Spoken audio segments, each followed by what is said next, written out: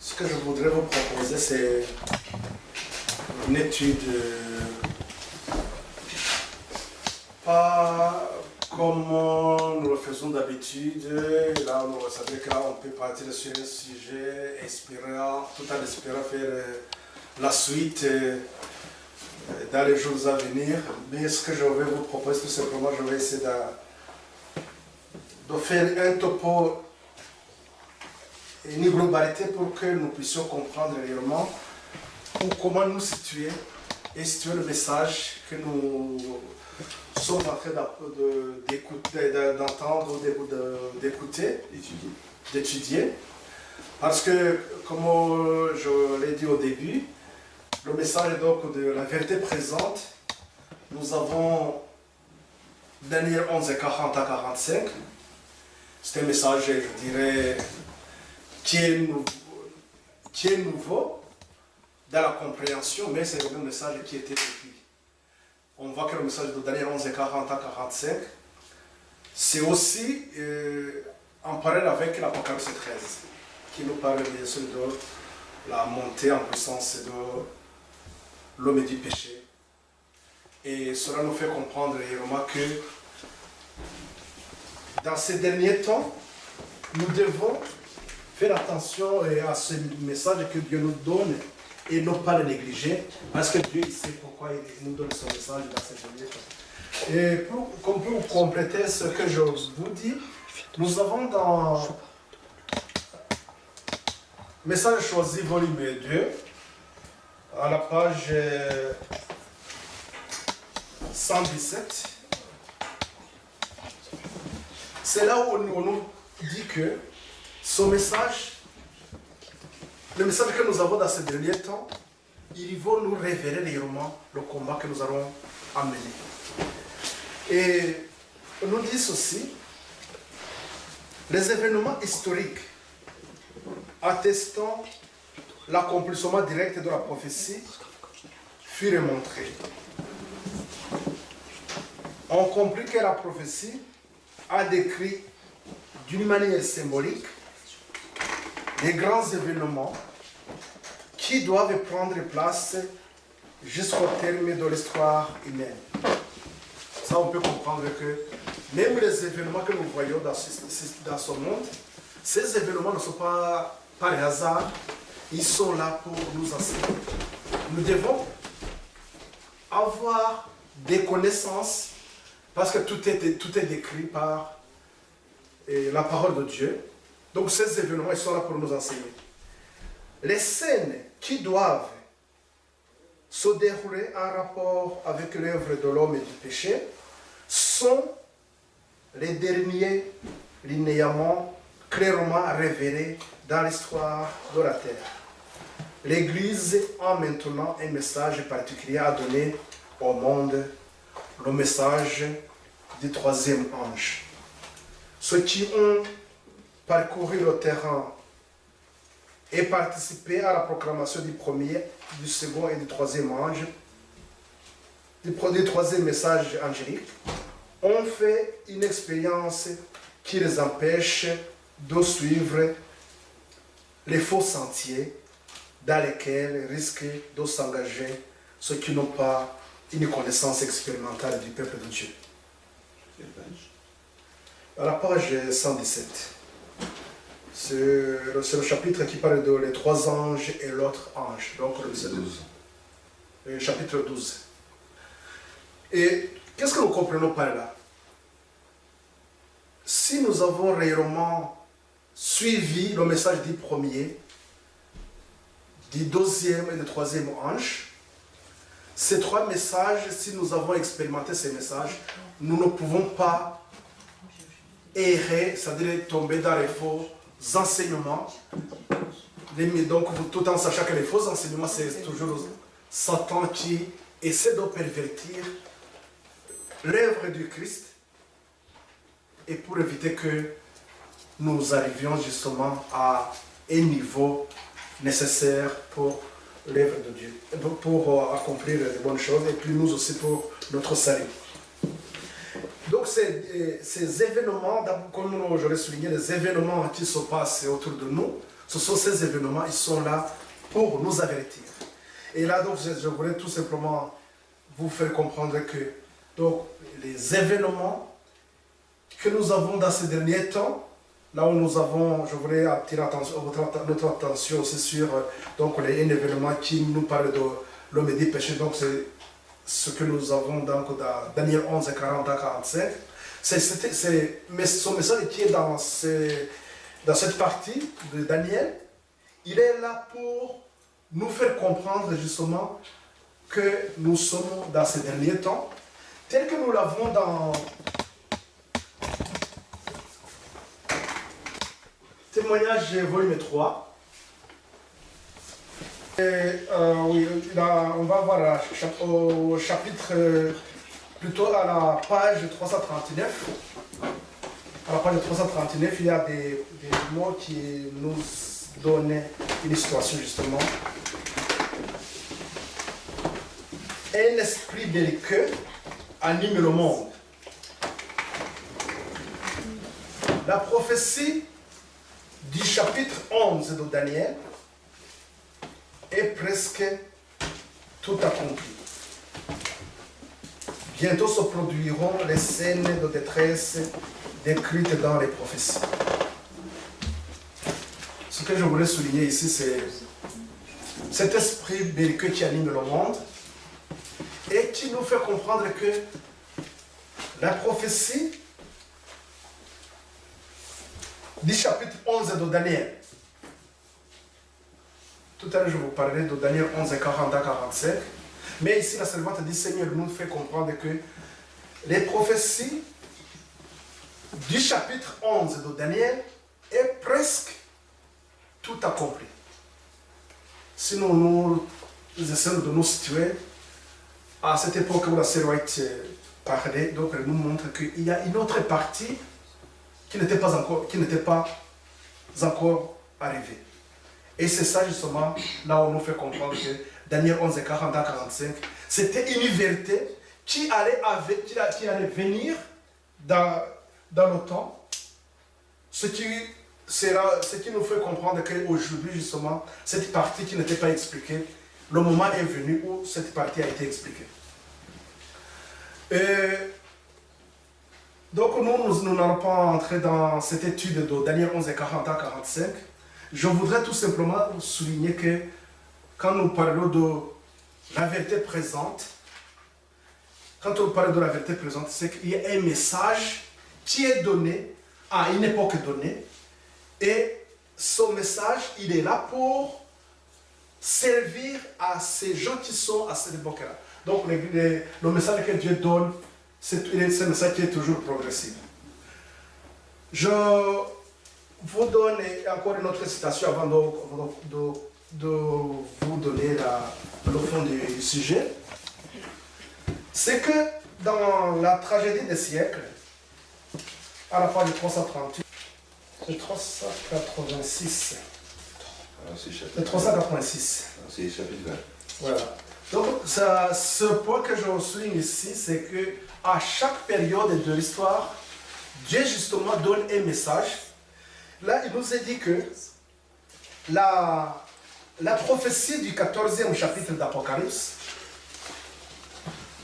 qui a annoncé un grand réveil religieux,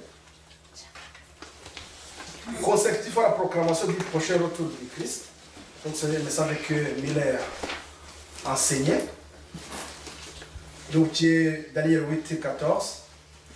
Il y a eu un grand réveil, mais qu'est-ce qu'on nous dit à la fin, peut-être presque au milieu, on dit que quant au message lui-même, il nous renseigne sur l'époque de ce réveil. Il fait partie de l'évangile éternel et annonce l'inauguration du jugement. Si le message du salut a été prêché dans tous les siècles, ce message-ci renferme une portion de l'évangile qui ne pouvait être prêchée que dans les derniers jours, la seule époque où l'on pourrait dire l'heure de son jugement est venue. Même si le message qui parle nous parle du salut, même s'il a été annoncé depuis, mais il y a une portion qui devrait être annoncée rien qu'à la fin. Ça sera pour tout simplement compléter à ce que je vous disais que donc Daniel 11, 40 à 45 arrivait aussi au moment que le Seigneur voulait donner un enseignement à son peuple. Et c'est ça aussi qui a parlé aussi avec le message des trois anges. Je voudrais revenir sur cette partie que je vais donner quelques détails qui nous montrent, qui nous introduit dans aujourd'hui. Donc l'évangile éternel, c'est Genèse 3, 15. C'est le message qui nous parle de la venue du Messie. Et qu'est-ce que le Messie a revenu faire? Si nous avons étudié, si nous connaissons ce qui se passe dans le... Pourquoi ce message de Genèse 3.15? D'abord, lisons ça. Lisons ce message de Genèse 3.15. Genèse 3.15.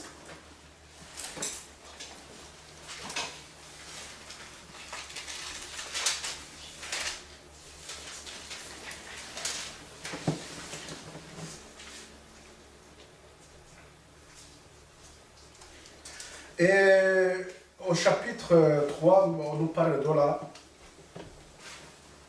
la tentation et chute.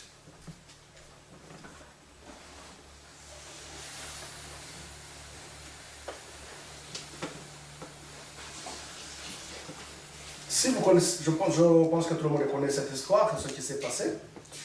Mais vous savez que avant que cette période, ce chapitre 3 arrive, donc Adam et Ève, là lorsqu'ils étaient dans le jardin d'Éden, Dieu envoyait les anges pour les enseigner. C'est-à-dire que ce qui se passait Et ils étaient toujours avertis. Ils disaient, attention, faites attention.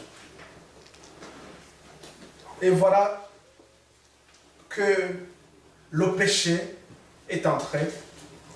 Une séparation entre Dieu et l'homme, et l'humanité de manière générale, arrive.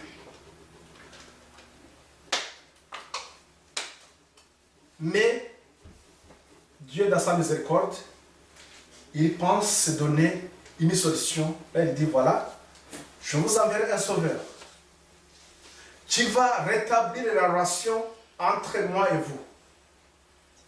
Mais avant que ce message, donc à l'accomplissement de cette prophétie, il est dit aussi à 3,15.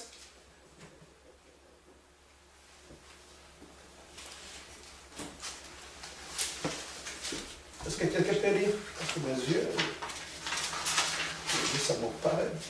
Bon. Je mettrai une inimitié entre toi et la femme, entre ta postérité et sa postérité.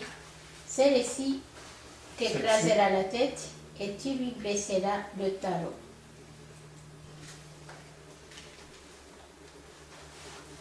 Je mettrai l'inimitié entre toi et la femme. Donc il s'adresse à qui? Au serpent. Oui. Entre ta postérité et sa postérité. Donc il y aura toujours deux camps. Après il dit que Christ aussi, il allait écraser le serpent. Le message qui est donné ici, nous avons un message prophétique. Dieu donne le début du message et il dit à la fin, qu'à la fin, la mission de Christ, la fin de la mission, et la fin de la mission de Christ. Il y a une période qui se passe pendant un certain temps où l'humanité était dans l'attente des libérateurs. Là, je ne vais pas beaucoup lire tout ça, mais là, nous avons dans Prophètes et Rois, à la page 517. Là, dans cette partie, il nous dit que le cours de longs siècles de détresse, d'obscurité et de sombres angoisses, tel que nous avons à l'Ésaïe 8, 22, qui caractérisèrent l'histoire de l'humanité depuis le jour où nos premiers parents furent chassés du jardin d'Éden jusqu'à l'époque où le Fils de Dieu paraît pour sauver les pécheurs. L'espoir de l'humanité s'est concentré sur la venue d'un libérateur. Donc nous avons cette période. Pendant cette période, tout ce qui se passait pendant cette période s'était concentré à la venue des libérateurs. Je reviens à ce que je vous disais, que cette partie dont on nous parle de Genèse 3,15, qui va parcourir toute l'histoire de l'humanité. Et je dirais même que c'est la prophétie la plus longue que nous avons dans l'histoire, dans la Bible. Parce qu'il y a une partie déjà qui est réalisée. On attendait la venue des libérateurs. Nous avons aussi... Donc nous attendons la venue des libérateurs. Tous les enseignements.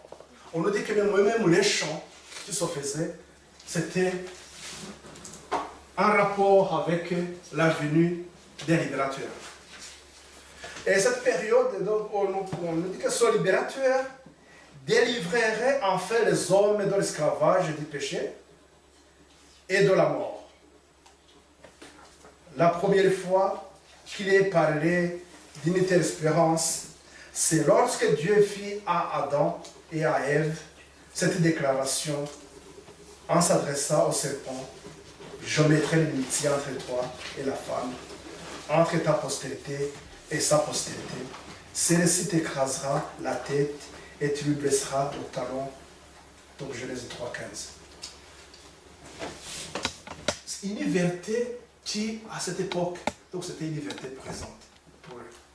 Ils disaient, tout ce qu'ils chantaient, ils étaient dans l'idée, c'était de se dire, ah oui, nous aurons un révélateur qui va arriver. Mais nous comprenons que la parole de Dieu, compris donc dans l'Ancien Testament,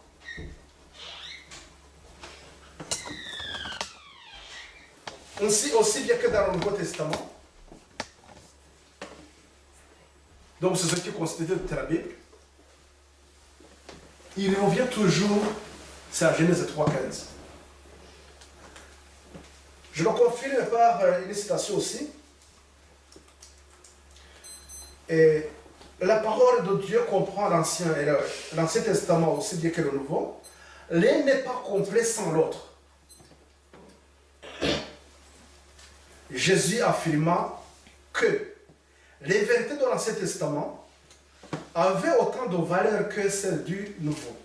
Il était aussi bien le Rédempteur des hommes au commencement du monde qu'il est aujourd'hui. Avant que le Sauveur ait revêtu de sa divinité, de notre humanité, le message évangélique avait été annoncé par Adam, Seth, Enoch, Methuselah et Noé, Abraham et en Canaan et Lot à Sodome, l'avait prêché, et toutes les générations eurent de fidèles messagers pour parler de celui qui allait venir. Voilà que sous ce message. Maintenant, si nous essayons de comprendre ce concept, c'est que pendant tout ce temps, il parlait que ce Messie va arriver, mais voilà qu'ils sont morts avant qu'il arrive. Comme nous connaissons l'histoire. Si nous prenons le cas de Noé, par exemple, à un moment donné, Genèse chapitre 6, on nous parle du déluge. Donc, c'est-à-dire qu'à un moment, Dieu dit qu'il a vu comme le monde, il était entré dans les ténèbres, les péchés abondaient. Après, il dit, je ne peux pas continuer comme ça, il faut que je mette fin à ces hommes. Qu'est-ce qu'il donne, quel enseignement? De construire l'arche. Et il va mettre fin. Mais lorsque nous allons, peut-être dans l'avenir, quand nous allons peut-être voir une autre occasion d'étudier tout ça, vous verrez que le déluge, même si c'était dans cette partie, mais il fallait aussi il nous montre les étapes qui continuent, qui arrivent toujours au jugement. Au troisième point, nous avons toujours un jugement qui se fait. Et pour vous qui êtes habitués, à Marianne, je pense que c'est parce je sais qu'elle suit de temps en temps, mais nous avons ces trois étapes. Et vous aussi, avec qui êtes habitués, j'avais remarqué que ces trois étapes, c'est pas seulement que nous les avons commencé par ici, mais on les voit même en Genèse 3, 15. Ces trois étapes, 1, 2, 3, ils sont là. Donc, cette première partie, qui est le traitement du péché, quand on parlait de la venue des révélateurs, c'est ce message qui appelait le monde à se réconcilier avec Dieu. Donc c'était une question de dire comment mettre de côté le péché. C'était un traitement de péché à ce niveau-là. Mais nous avons la partie qui nous parle de constamment à l'homme le souvenir de son péché et lui donner l'occasion de confesser humblement sa foi à un rédempteur futur. Dieu institua le rite des sacrifices. Vous vous rappelez que juste dès que Adam péchait, donc le sacrifice a commencé par là. Donc Dieu institua le rite des sacrifices. Le premier holocauste offert par Adam lui causa une douleur cuisante. Et ça, je ne vous ai pas donné la page. C'est la page Patriarche et prophète, la page 46. De sa propre main, il dut ravir à un être la vie que Dieu seul pouvait donner. C'était la première fois qu'il voyait la mort, qui, sans lui, n'y jamais frappé les hommes ni les animaux. En égorgeant l'innocente victime, il frissonna à la pensée que son péché ferait couler le sang de l'agneau de Dieu. Il est là, mais il commence aussi à voir ce qui va se passer où? Lorsque Jésus va arriver, les années à 31, lorsque Jésus va arriver à 31, lorsqu'il sera crucifié, Adam, il commence à voir justement à ce niveau-là. Il voit comment... 46. Ah, 46. La page 46. Prophète. Prophète et roi. Non, patriarche et Non, prophète. patriarche. Patriarche et prophète. Donc voilà, c'était la première fois qu'il voyait la mort, qui sans lui n'y jamais frappé les hommes ni les animaux. En égorgeant l'innocente victime, il frissonna à la pensée que son péché ferait couler le sang de l'agneau de Dieu. Cette scène lui donna un sentiment plus profond et plus vif de la gravité d'une faute qui ne pouvait être expiée que par la mort d'un être cher au cœur du Très-Haut. Puis Adam s'est mis de la bonté infinie de celui qui consentait à offrir aux pécheurs une telle rançon. Une étoile d'espérance illumina dès lors l'avenir qui lui avait paru si lugubre et si désolé. Mais le plan de la rédemption avait un but bien plus vaste encore que le salut de l'humanité. Ce plan n'était pas seulement destiné à faire respecter la loi de Dieu par les habitants de notre petite planète. Il s'agissait de justifier le caractère de Dieu devant les habitants des autres mondes. Qu'est-ce que nous comprenons par là? N'oublions pas que au ciel, lorsque Satan se révolta, il y avait des anges qui observaient. Il y a un tiers des anges qui étaient dans le bureau avec Satan. Il y avait encore 2 tiers qui étaient avec eux, qui restaient fidèles. Mais ceux qui restaient fidèles, il y avait aussi ceux qui n'avaient pas vraiment la conviction, qui avaient encore des doutes, peut-être qui étaient toujours dans le doute. Mais il faut que cette histoire qui commence ici, jusque-là, allait prouver à ces anges que réellement Dieu, c'est un Dieu d'amour, qu'il n'est pas tyran comme Satan le disait. Donc c'est cette histoire que nous avons à la croix. C'était pas seulement le plan de la rédemption, c'était pas seulement pour nous qui allaient commettre des péchés et se dire que nous sommes pardonnés. Ce plan n'était pas seulement destiné à faire respecter la loi de Dieu par les habitants de notre petite planète. Il s'agissait de justifier le caractère de Dieu devant les habitants des autres mondes.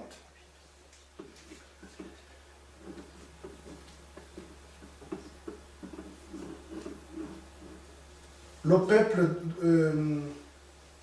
les rites de l'économie judaïque, donc ça c'est une parabole de Jésus, à la page 103. Les rites de l'économie judaïque avaient été institués par le Christ. Il était lui-même le fondement des offrandes sacrificielles, le grand antitype de tous les services religieux, le sang de tous les services religieux, le sang des victimes symbolisait le sacrifice de l'agneau de Dieu.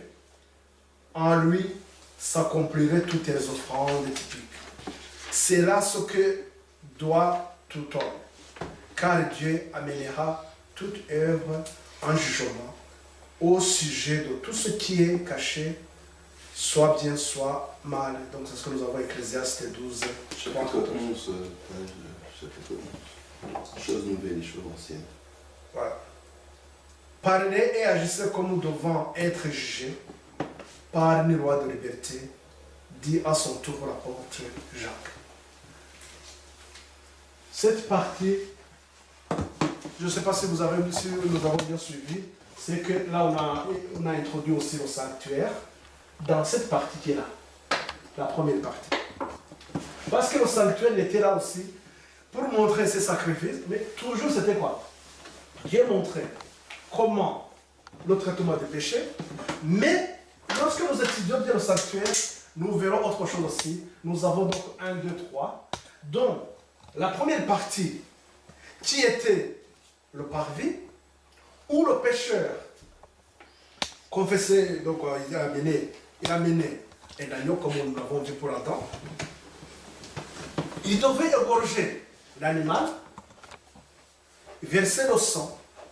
Sans doute, il devrait aussi avoir son dégoût comme cette peur comme Adam aussi, de voir qu'il est en train de verser le sang d'une victime innocente à cause de lui. Et cela, il pouvait aussi se dire, est-ce que réellement le sang que je verse typifie. Voilà que vous voyez que dans le jardin d'Éden, Adam avait compris que c'était juste le sang de l'innocent Jésus qui sera crucifié. À ce niveau-là, donc il verse le sang, mais après il rentre chez lui, il se dit, j'ai fait la paix avec mon Dieu. J'avais commis quelque chose de grave. Je devrais être détruit, mais quelqu'un qui, cet agneau, je la donne à ma place. Le sang est versé. Mais qu'est-ce qui va se passer après? C'est pour rentrer là, c'est l'eau. Ça, c'est la tente. Qui est entré ici? Quelqu'un qui est sanctifié. Là, quelqu'un qui est sanctifié, c'est celui qui pouvait entrer là. Donc le péché, il est là. Il ne peut pas rentrer là. Et là, comme nous venons de le voir, nous savons très bien que c'est le Christ qui était, qu'on nous expliquait, c'est le Christ seulement qui pouvait conduire cette œuvre de la sanctification. Et pour amener